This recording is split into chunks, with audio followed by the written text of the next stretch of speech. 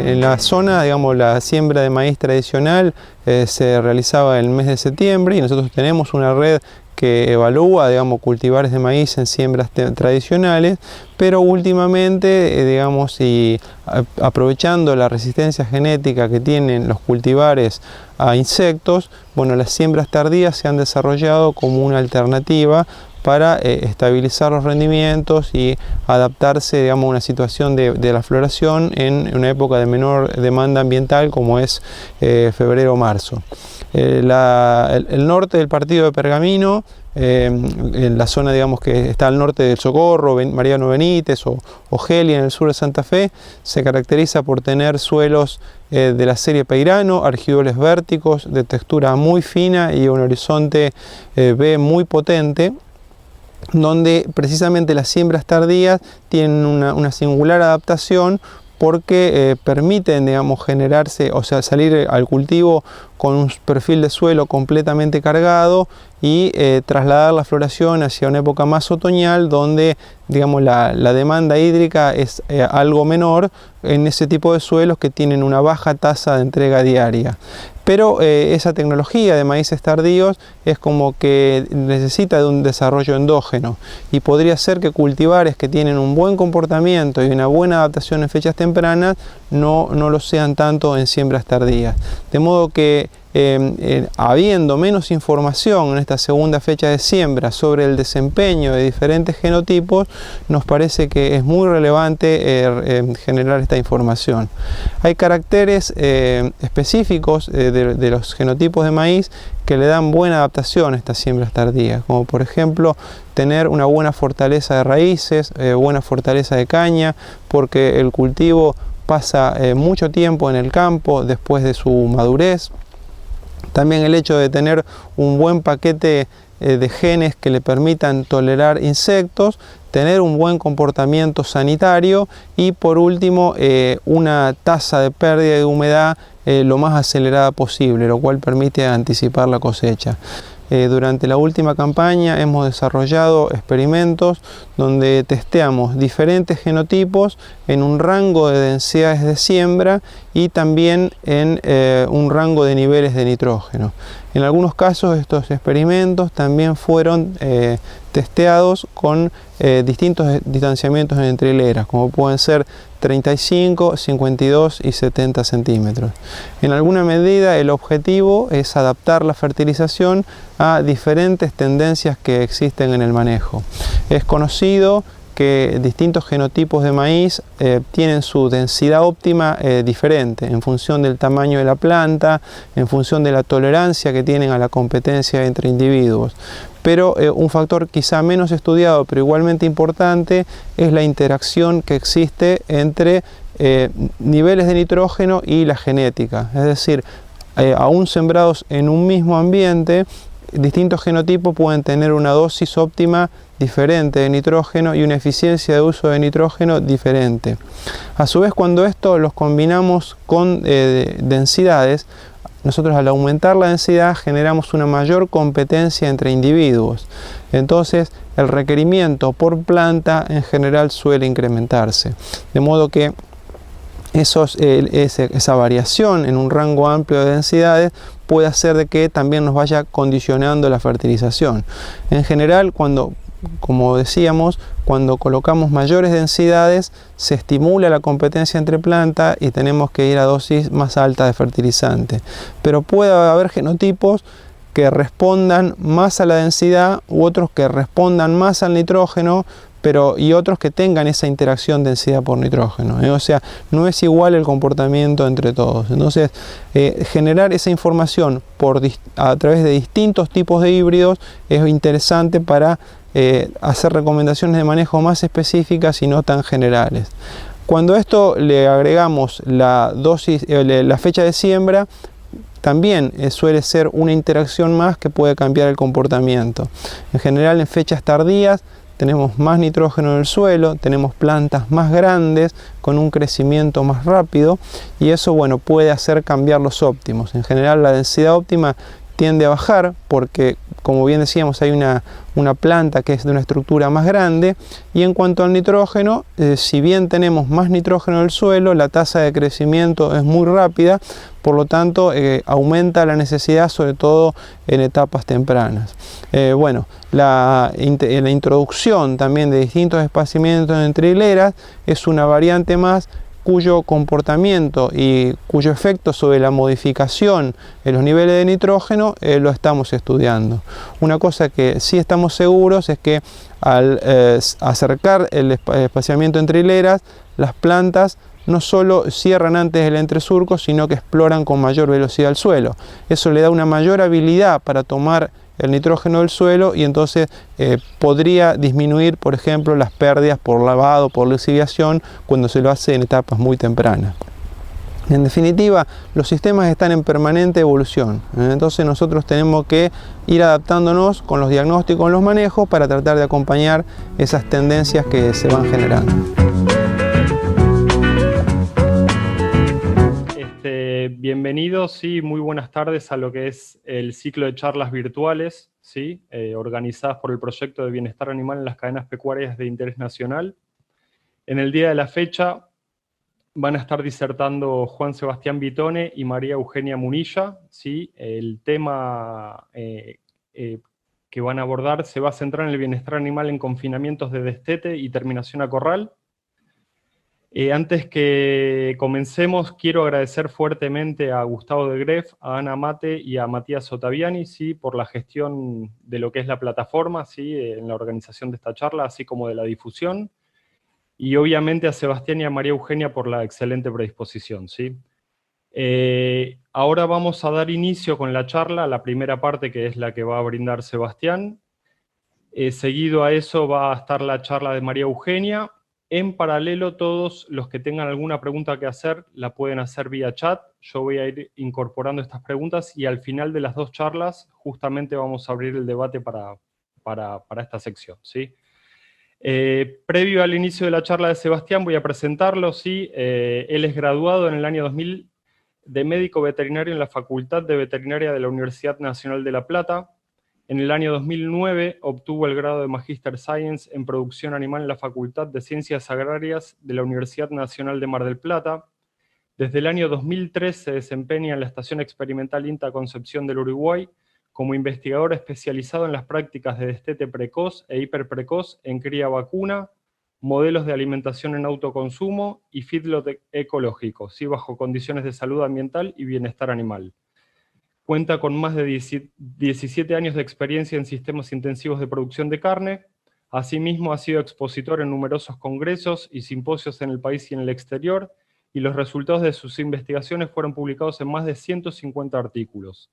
En el año 2007 recibió junto a su equipo de trabajo el premio de Fundación Pérez Companc, otorgado por la Academia Nacional de Agronomía y Veterinaria por el trabajo del feedlot convencional a la invernada intensiva ecológica, y en el año 2011 este mismo equipo fue distinguido por una mención especial por el Premio Argenita a la Calidad por el trabajo de producción de carne de alta calidad con categorías no convencionales. Asimismo, Sebastián es miembro del directorio del Colegio de Médicos Veterinarios de Entre Ríos desde el año 2013, y actualmente desempeña el cargo de presidente de esa institución. Sebastián, muchísimas gracias por estar presente. Cuando quieras comenzamos. Bueno, gracias a vos, Leandro, y muy buenas tardes a todos los asistentes, o buenos días para el horario que les toque.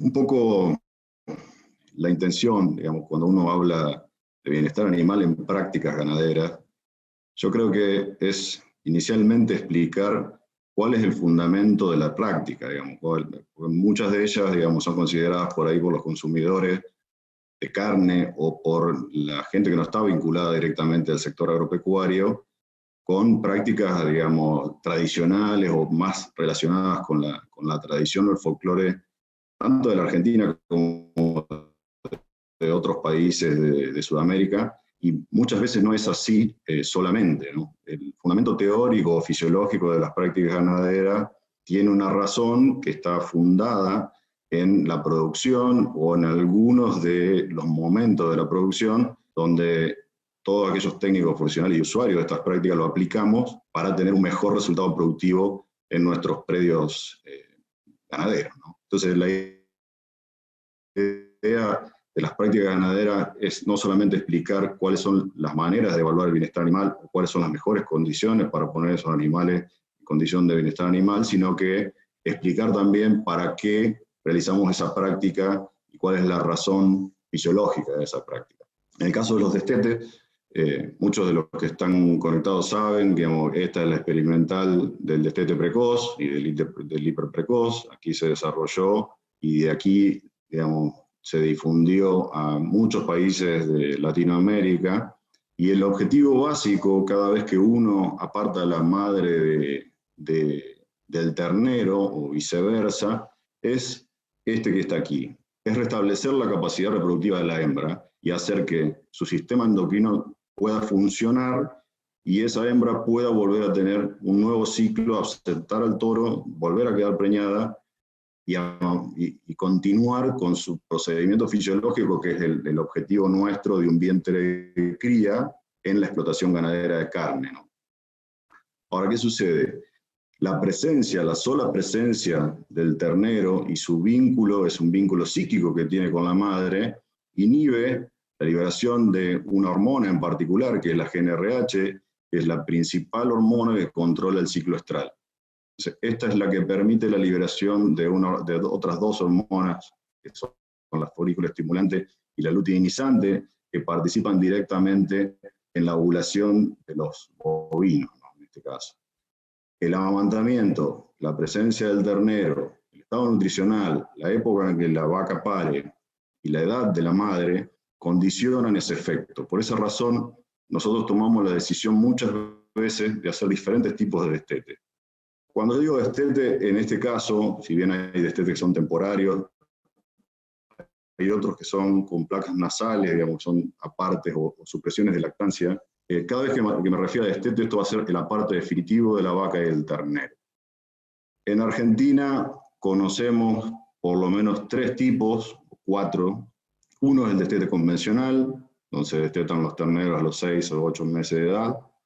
Son terneros que oscilan su peso entre 140 y 220 kilos, de acuerdo a la condición nutricional de la madre durante la lactancia y la gestación, y de acuerdo también un poco el frame score o el tamaño corporal de esos animales. Después están los destetes anticipados, son los que se realizan alrededor de los 4 meses de edad, con terneros de 120 kilos a 100 kilos. Estos dos tienen un objetivo específicamente nutricional, es liberar a la vaca de la presión de la lactancia y de esa manera poder ella reiniciar su actividad sexual y volver a concebir una nueva gestación. Después están las categorías de precoces o hiperprecoces. El destete precoz, tradicional para nosotros, es un destete de terneros de 60 días de edad, con un peso medio de 70 kilos para animales de frame moderado, de 5,5 a 6. Y el destete hiperprecoz es un destete que va en un rango de edad de los 30 a los 40 días y donde se destetan animales de entre 45 y 55 a 60 kilos de peso vivo, de acuerdo también a las condiciones de la madre.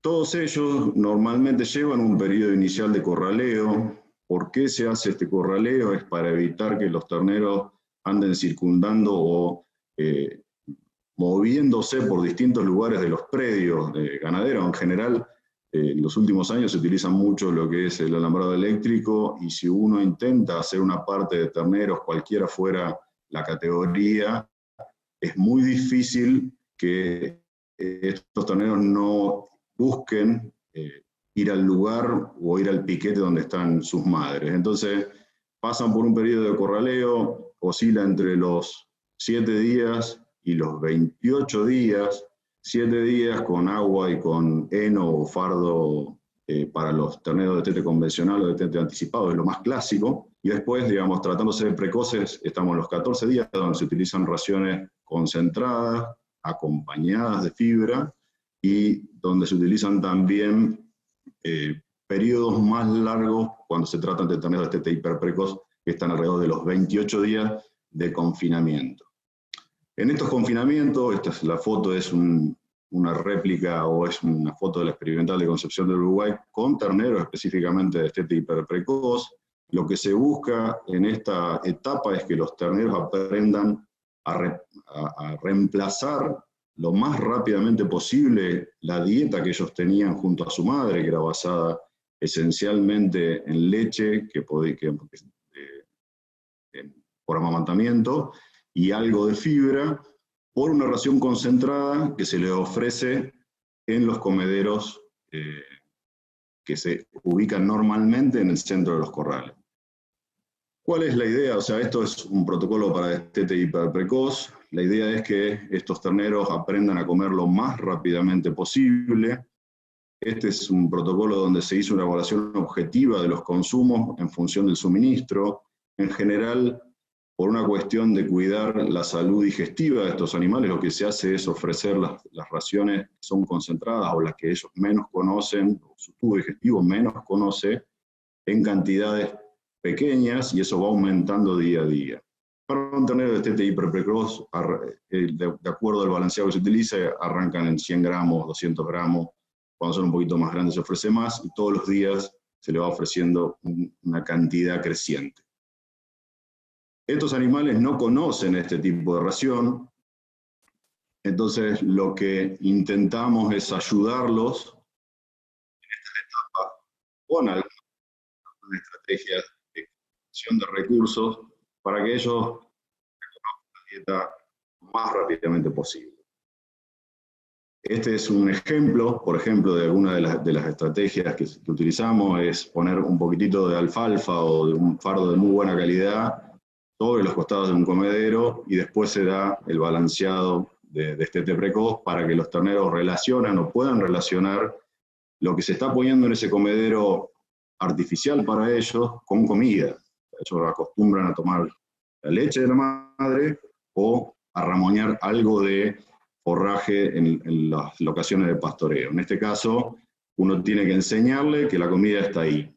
Y este protocolo, por más que sea para destete precoz, es válido para la mayoría de las categorías de ternero que uno decide enseñarles a comer ración.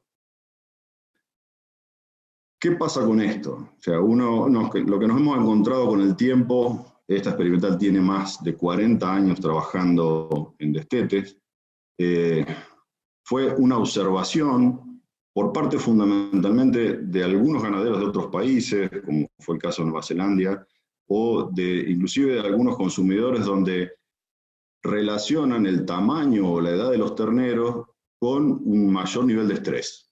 O sea, uno dice, bueno, estos terneros que son más chiquititos sufren más que los terneros que son de mayor tamaño, como puede ser un ternero de 6 a 8 meses de edad. Eso dio lugar a una serie de experiencias donde en general al principio siempre nos basamos mucho en la evaluación de los comportamientos. Evaluamos el comportamiento fundamentalmente ingestivo, digamos, cómo consumen el alimento, cuánto tiempo tardan en consumirlo, cómo es su actividad en relación a la comida, cómo es su actividad en relación al agua, qué conducta llevan dentro de los corrales de destete, si se desplazan, si están estáticos.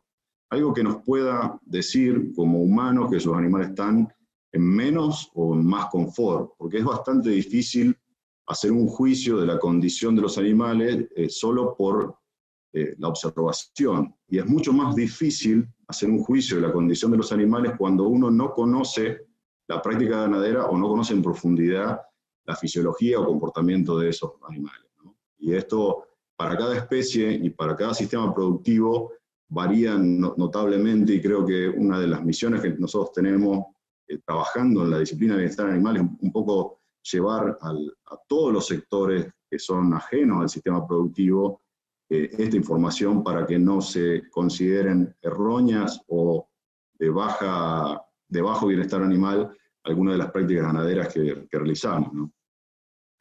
Sin dudas, en esta práctica de destete, la externalización o la manifestación del valido, que nosotros lo llamamos vocalización, porque en realidad no sabíamos bien qué término utilizar para el caso de los bovinos, cuando estos animales se manifiestan llamando a su madre. Es la que más notorio hace esa separación, y uno podría entender que cuanto más chicos son los animales, ese llamado a la madre puede tener alguna relación con una falta de confort o con algún principio de estrés. Cuando analizamos los consumos, por ejemplo, los consumos en relación, o el comportamiento de estos animales en relación a la comida, en casi todos los predios, cuando se trata de terneros de destete precoz o de destete convencional, siempre decimos que en los primeros 4 o 5 días todos aprenden a comer, el 100%. Y uno de los trabajos que tiene el operario que está al cargo de la práctica es observar todos aquellos animales que no lo hacen o que tienen alguna dificultad por lesiones o por comportamiento, de no consumir alimento e inmediatamente retirarlos y ponerlos en un lugar mejor acondicionado para ese tipo de animales que están un poquitito más retrasados, y así evitar que dejen de comer en esta instancia. Esto se hacen observaciones. En este caso fueron observaciones que se hacían 3 veces al día, y si uno observa el primer juego de barras para el día 1, ya se encuentra que entre el 35 y el 50% de los animales que tenían entre 6 meses de edad o 60 días, inmediatamente después de haber sido confinados en los corrales de tete, se acercan a buscar la comida. Cuando observamos los de 30 días, parecería que eso no fue así. Sin embargo, a partir del segundo día y alrededor del 5.º día, todos los animales, independientemente de la categoría de edad, automáticamente aprenden a comer, y de ahí es el éxito de estas prácticas. Uno necesita y debe dar las condiciones necesarias para que los animales aprendan a comer con la mayor velocidad posible.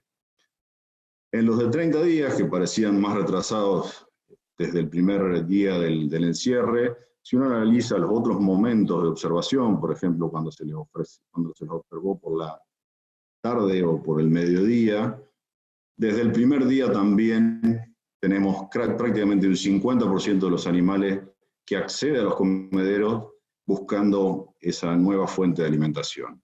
Entonces, estos datos son importantes de observar cada vez que se hace una práctica en pos no solamente del éxito de la práctica, sino del bienestar que tienen que tener los animales relacionados con el consumo de alimentos. Cuando se trató del valido o de la vocalización, lógicamente los terneros de menor tamaño, de 30 y 60 días, llaman con mucho más ahínco a su madre. Sucede que el vínculo entre la vaca y el ternero, digamos, a lo largo del tiempo, se establece también por una necesidad nutricional. O sea, en la medida que el ternero es más chico y es más dependiente de la leche, digamos, su llamado es con más intención, y en la medida que el ternero va haciéndose más grande, aumenta también su relación con esa fuente de alimentación. O sea, dentro de su condición de memoria, si podemos llamarlo de alguna manera, cuanto más tiempo lacta, o cuanto más tiempo está relacionado con esa fuente de alimentación que da la madre, eventualmente puede sufrir un mayor estrés en el momento que sea separado de ella. Algo de eso vimos aquí. Lógicamente, los picos de llamados suceden durante los primeros 4 días. No son la totalidad de los terneros los que balan durante el proceso de destete. En esta experiencia nosotros detectamos que había entre un 20 y un 35% aproximadamente de terneros de destete precoz y hiperprecoz que se manifestaban fuertemente balando con intensidad en los primeros 3 días, y solamente un 8% de los terneros de destete convencional en esa misma condición. Ahora, cuando analizamos uno de los bioindicadores más clásicos que se utilizan para determinar factores de estrés cuando son especies que no nos pueden comunicar de otra manera, o sea, no nos pueden decir cuán estresados están o cuál es el factor que los está complicando en esa nueva situación, que los seres humanos les presentamos como para poder ser parte del circuito productivo. El cortisol es uno de los más utilizados y más reconocidos, y lo que manifestó en esta experiencia es que los niveles más altos de cortisol correspondieron a los terneros de destete de tipo convencional, o sea, los de mayor edad. Entendemos que esto está relacionado con su vínculo con la madre, pero fundamentalmente con el vínculo que tienen con la madre ligado a la necesidad de amamantarse.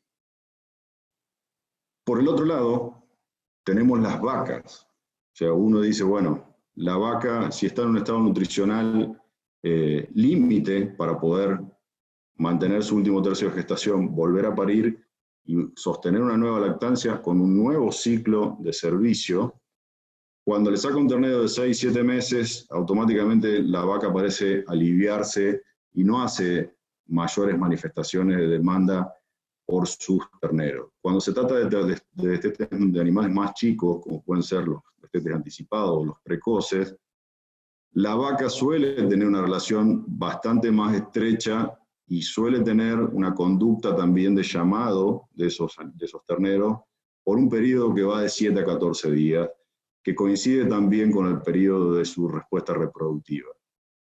En esta misma experiencia, las madres de esos terneros que se destetaron, como veíamos en el cuadro anterior, a tres edades diferentes, manifestaron tener un nivel de cortisol mucho mayor cuando se trató de destetes de tipo convencional respecto de los destetes de tipo precoces o hiperprecoces. También relacionado un poco con este vínculo que se hace más de largo plazo cuando las lactancias son de mayor duración. Respecto al manejo, nosotros consideramos que si bien las reglas para manejar terneros chicos son bien diferentes a las reglas convencionales para manejar animales en corrales de trabajo, o sea, en estas categorías de terneros chicos no puede utilizarse ni perro, ni caballo, ni palo, porque no siguen ninguna de esas reglas. Yo suelo decir que, digamos, un ternero tan chiquitito, digamos, si intenta arriarlo con un palazo, con un rebenque o con cualquier elemento que intentes usarlo físicamente, en el primer golpe queda quieto y en el segundo golpe va a ir a parar a cualquier lugar menos al lugar donde nosotros deseamos que lo haga.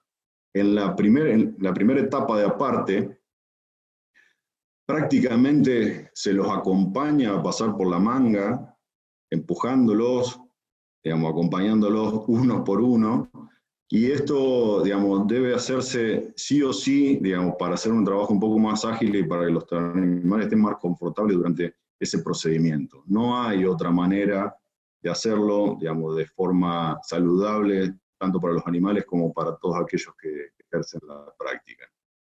Luego de un periodo de corraleo, ya pasados los primeros 7 días, donde los animales ya consumen la ración, ellos se comportan igual que cualquier otra categoría, aún así siendo muy chiquititos, de 30 días o de 60 días de edad, habiéndose independizado del recurso nutricional de la madre, después podemos manejarlos sin ningún tipo de problema, tanto en los corrales de trabajo como en los corrales donde se está haciendo este destete o esta alimentación inicial para el periodo de destetes precoces o hiperprecoces. Yo creo que estas reglas a nosotros nos ayudaron mucho.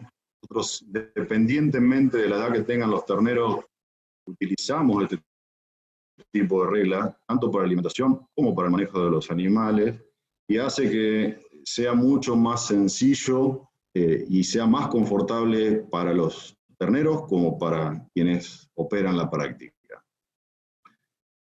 También combinamos con nuestra intención de hacer observaciones de estrés o hacer observaciones de cómo el estrés puede afectar el resultado tanto productivo como sanitario en una práctica de estas características. Lo acompañamos de algunas otras experiencias, yo solo voy a mencionar una, pero siempre enfocándonos en estos 3 factores que son los que deben acompañar al ternero una vez que es destetado. ¿Cuál es la inmunidad de los vientres? O sea, cómo a través del calostro nosotros podemos mejorar la respuesta sanitaria de esos animales, fundamentalmente a las enfermedades. Ustedes piensen que cada vez que confinamos los animales, digamos, provocamos las circunstancias necesarias como para la aparición de algunas enfermedades, como son las virales, que causan origen de enfermedad respiratoria, y algunas de ellas que causan síndrome respiratorio con colonizaciones bacterianas posteriores. Entonces, el calostro, la inmunidad que ellos pueden adquirir durante los primeros 30 a 40 días de lactancia es muy importante. Las vacunas que se apliquen a ese ternero en el momento del destete también son importantes, y ahí nos interesa que el estrés del destete no interfiera con estas vacunas. Pero lo más importante de todo, y en esto quiero ser rotundo, es el ambiente y el trato que nosotros les vamos a dar a estos animales durante ese periodo inicial. Eso es lo que define fundamentalmente no solo el confort de los terneros, sino el éxito de la práctica.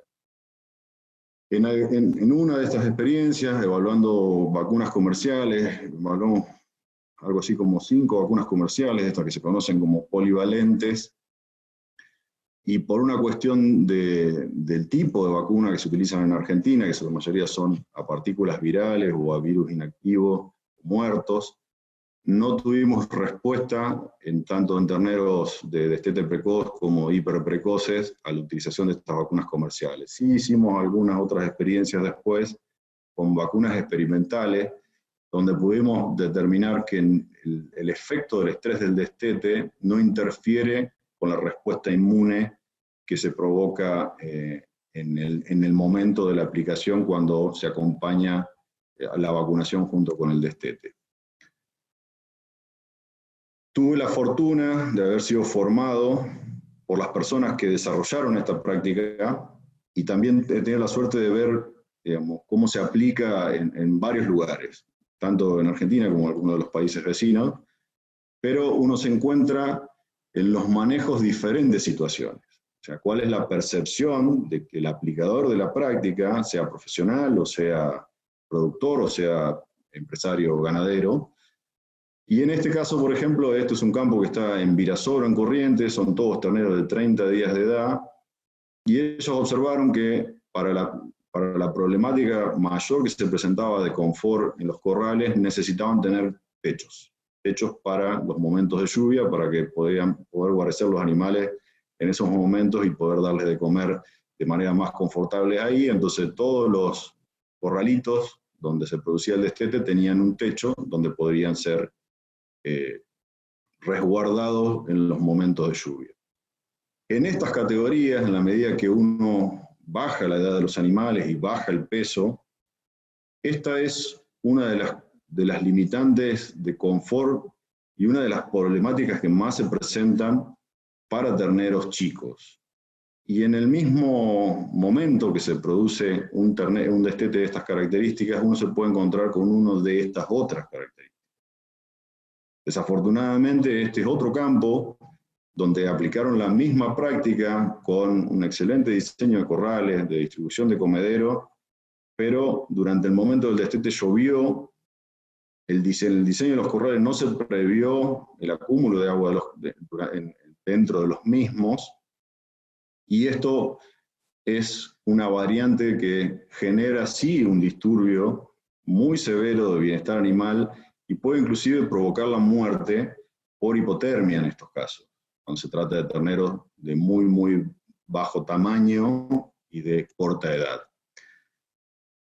Si bien las imágenes son bastante espectaculares, digamos, estas fueron tomadas por un colega de Federal que está presente en la foto, sobre un lote de 200 animales, digamos, por esta condición de frío que les tocó durante el destete, murieron solo 6.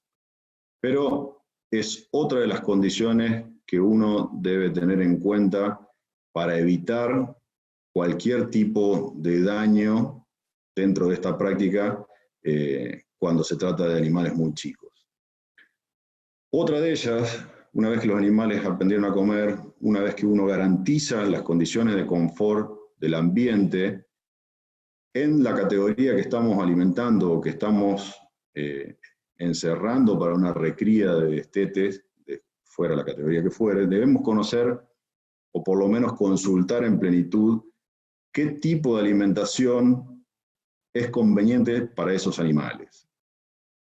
De vuelta, cuando nos vamos a animales más chicos y los enfrentamos con raciones voluminosas, esta es una experiencia donde se incluía un alto volumen de silo en la ración, que uno, en general, en los predios ganaderos se utiliza mucho el silaje para las recrías. Cuando bajamos de los 80 kilos de peso vivo al inicio de la recría, empezamos a tener serias dificultades en el consumo de alimentos. Esto impacta fuertemente en las ganancias de peso, y eso hace que los animales no progresen de la manera que deberían progresar. Nosotros mismos, por ese desconocimiento, los estamos poniendo en un plano de restricción nutricional.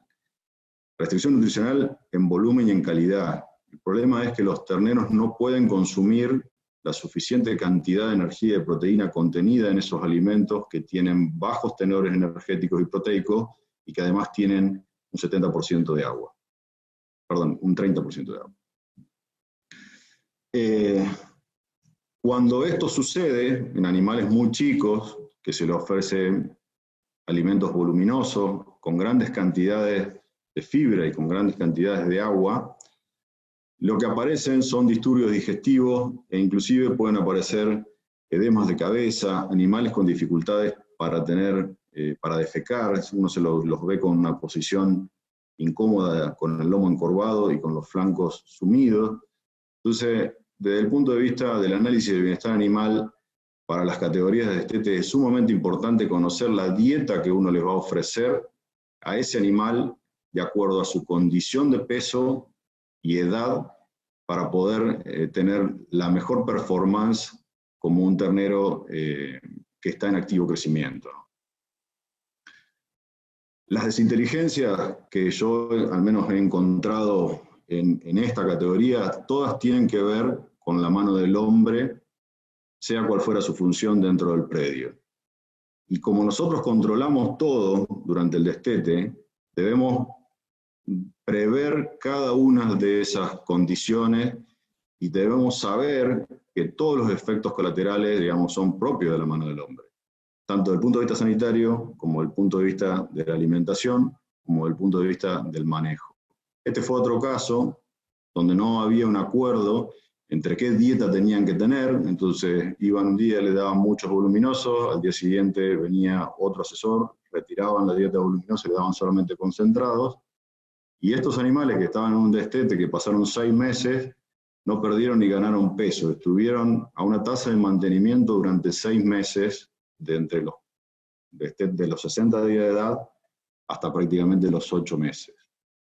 Entonces, esas cuestiones son a considerar y muchas veces, digamos, tienen que ver con el conocimiento de base que nosotros tenemos como técnicos o como ganaderos, como para poder llevar adelante las prácticas en estos tópicos fundamentalmente de ambiente, alimentación y sanidad. ¿Qué se espera? Y se espera en un destete tanto de tipo convencional como precoz o hiperprecoz, llegar con un ternero que relacione su peso con su edad, y esto nosotros normalmente lo evaluamos a los 7 meses de edad. Si yo tengo una vaca que tiene 550 kilos de peso adulto y desteta un ternero de 180 a 200 kilos, eso sería un destete óptimo convencional, donde yo puedo demostrar que sea cual fuera la edad en la cual fue separado de su madre, en ningún momento tuvo una ganancia de peso inferior a los 800 gramos, que sería el óptimo para la categoría en relación a su edad y a su peso. En esto, nosotros vamos siguiendo, los llamamos módulos experimentales. Hace muchos años que los tenemos en el experimental, y todos los años, sea cual fuera la condición de destete, evaluamos este peso al momento de los 7 meses de edad y comparamos entre los diferentes grupos para poder saber si estamos en el óptimo de crecimiento para esa categoría, y esa es una de las cuestiones que nos indica que no hemos fallado, por lo menos en la etapa de destete o de recría inicial. Yo con esto, un poco la idea era contarles, hay muchos trabajos, sí me gustaría que quedara bien remarcado el hecho de que el manejo de los animales, el ambiente que le proporcionamos y el tipo de alimentación son las claves centrales para que terneros de cualquier edad y categoría tengan buen confort durante la etapa de destete. Bueno, muchas gracias, Sebastián. Excelente presentación. Seguramente van a surgir unas cuantas preguntas. Recuerden que para hacer las mismas las tienen que hacer en la sección del chat, ¿sí? Yo iré copiando y al final de la presentación de María Eugenia realizaremos todas las preguntas en conjunto, ¿sí? María Eugenia, si querés por favor cargar la presentación. Yo mientras la voy presentando a María Eugenia. Ella es graduada en el año 2013 de ingeniera agrónoma en la Facultad de Ciencias Agrarias en la Universidad de Concepción del Uruguay, Entre Ríos. Desde el año 2012 se desempeña en la experimental de INTA Concepción del Uruguay con dedicación a las prácticas de destete precoz y feedlot ecológico.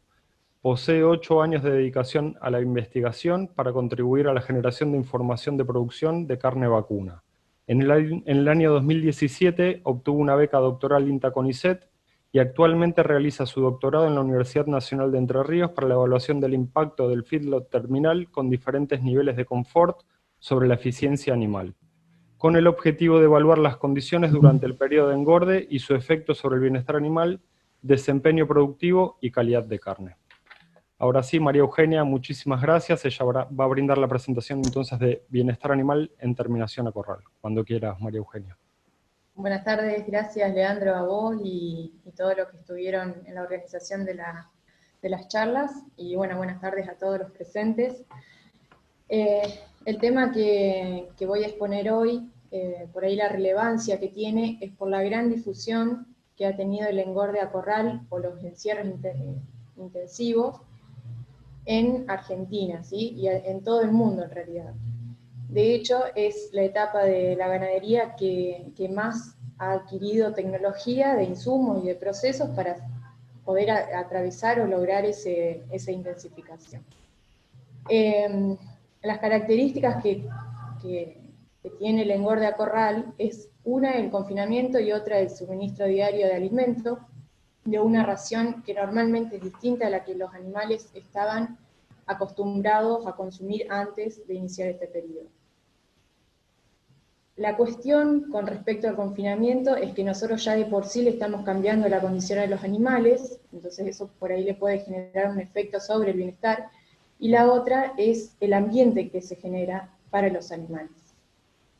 Si miramos el mapa de Argentina que se ve ahí en la presentación, podríamos decir que todo lo que son colores amarillos, verdes y azules no serían regiones aptas, si se quiere, para un engorde a corral. ¿Por qué? Porque en regiones con más de 700 milímetros por año empezamos a tener dificultades en lo que es manejo de efluentes, ¿sí?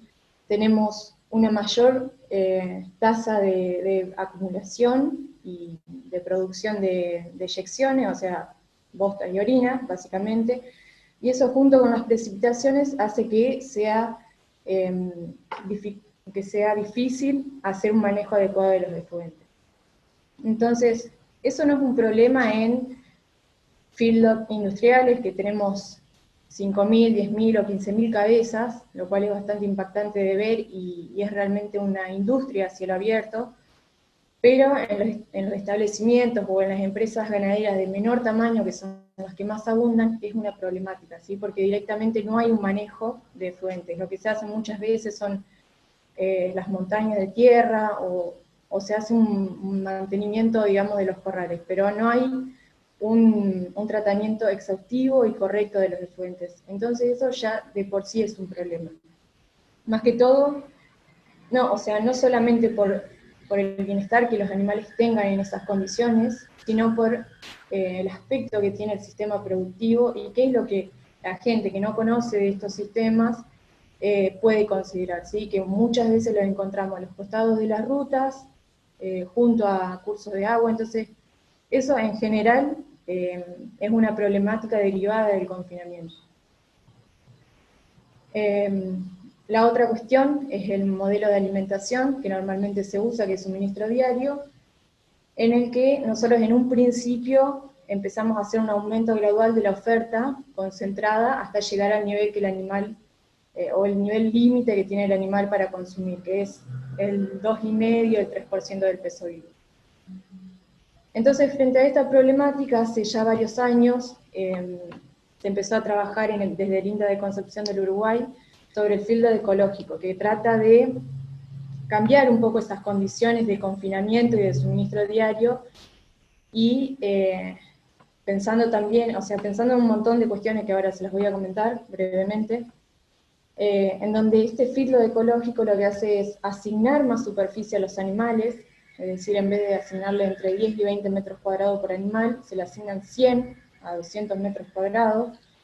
Esto lo que prevé es que no haya acumulación de barro, ni bosta, ni orina, que los animales dispongan de un lugar seco donde echarse, y que siempre tengan una cobertura tipo césped como la que se ve en la imagen, ¿sí?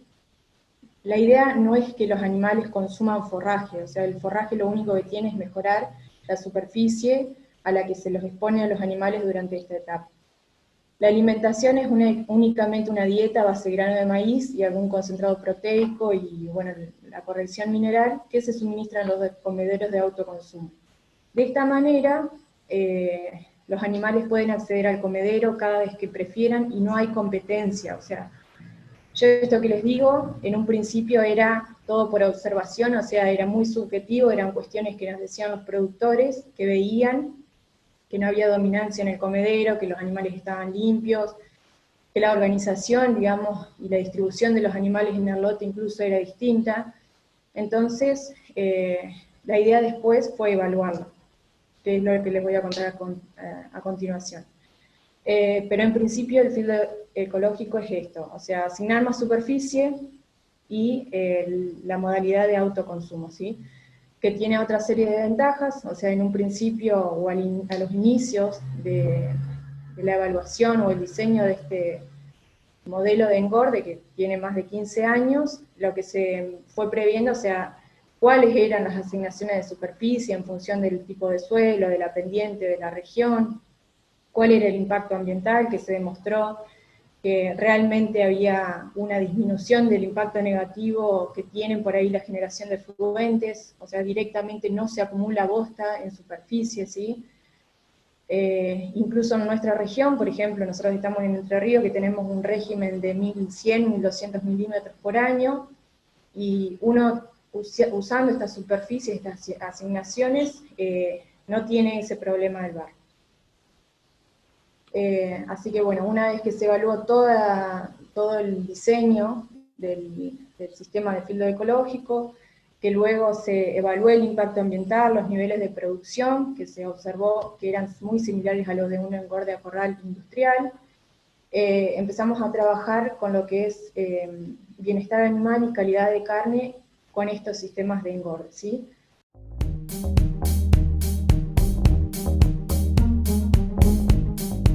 Y en este momento quería aprovechar para recomendarles algunas cuestiones a tener en cuenta en esta época particular del año, que es el final de cosecha, en el momento en que la planta empieza a prepararse para el reposo invernal.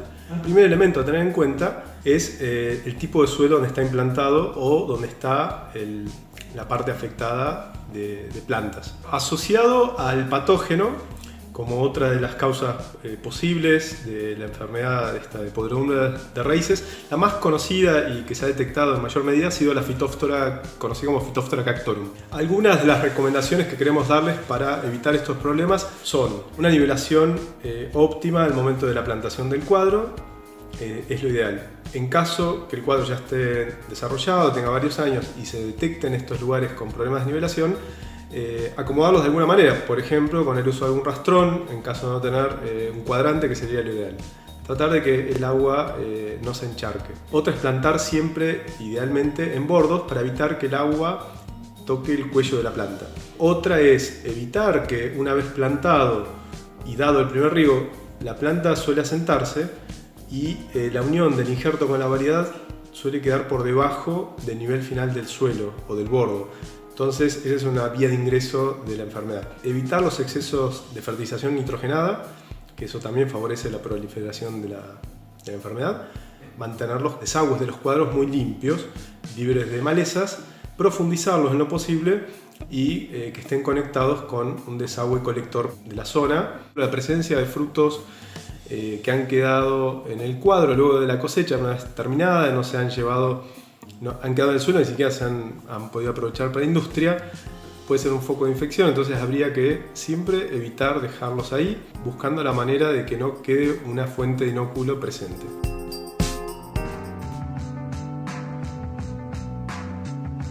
Mi nombre es Laura Arispe, soy ingeniera agrónoma y trabajo en el INTA.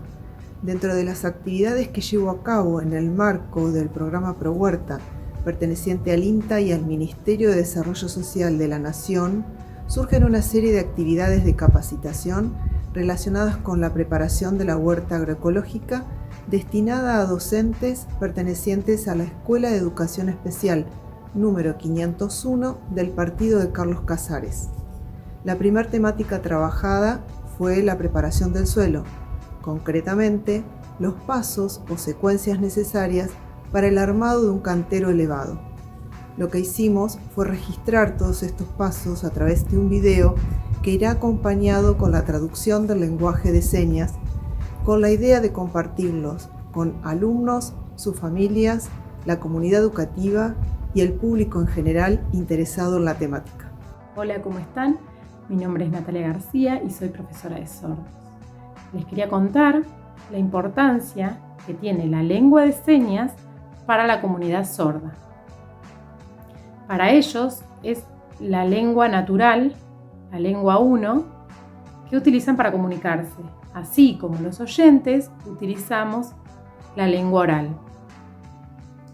La importancia de la misma tiene que ver con el respeto y el cuidado y la utilización de esta lengua, teniendo en cuenta que para ellos un gesto, una mirada, un movimiento de mano puede llegar a interpretar algo que puede molestar.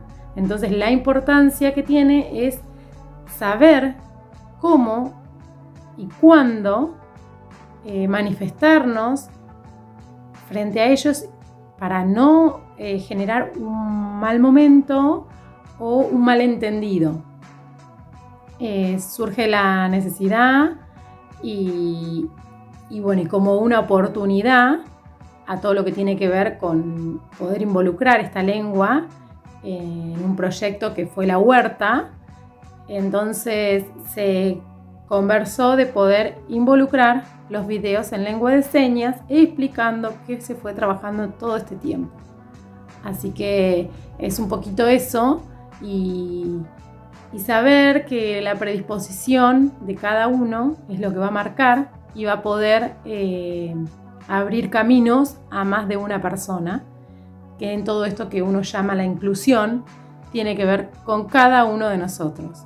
Para poder modificar y poder generar espacios inclusivos, tenemos que tener una actitud amena y ser una persona abierta para poder generarlo. La verdad que estoy muy contenta que me hayan contactado y a su vez poder participar de algo tan importante que tiene que ver con ayudar al otro y estar acompañándolos en este proceso y en este crecimiento de aprendizaje. Vamos a armar un cantero elevado cuyo ancho final será aproximadamente 100 centímetros. Para poder hacerlo más alto que el nivel del suelo, es necesario remover un ancho superior al pensado como final, en este caso 140 centímetros. Más adelante podrán ver cuál es el motivo por el cual se trabaja un espacio mayor. El largo del cantero será el que tengamos disponible o el que podamos trabajar. Colocaremos estacas y con hilo delimitaremos el espacio. Esto nos permitirá trabajar solamente el área necesaria. Con pala afilada marcaremos la cabecera. Para comenzar a trabajar la tierra, esta debe tener un nivel adecuado de humedad, ni muy seca ni demasiado húmeda. Si no ha llovido en los días previos, se recomienda regar 24 o 48 horas antes. Parándonos por dentro del cantero y muy cerca del hilo que marca los 140 centímetros, comenzaremos a abrir una zanja removiendo la primera fila. Estos panes, una vez removidos, se colocan por delante de la fila abierta. Desmenuzamos los panes a mano con azada o zapín y vamos sacando las raíces para ir dejando poco a poco el suelo limpio. Se continúa haciendo los cortes de panes de tierra completos, tratando de no invertirlos y colocándolos en la zanja que fuimos abriendo anteriormente. Seguimos trabajando de este modo todo el largo y ancho del cantero. Quitaremos todo tipo de restos que vayan apareciendo y que puedan llegar a ser un impedimento para el crecimiento de las plantas. El suelo se puede intervenir fundamentalmente con herramientas, pero con las manos iremos ayudando para dejarlo bien limpio y preparado para la siembra. Afinaremos con rastrillo hasta que la superficie quede pareja y nivelada.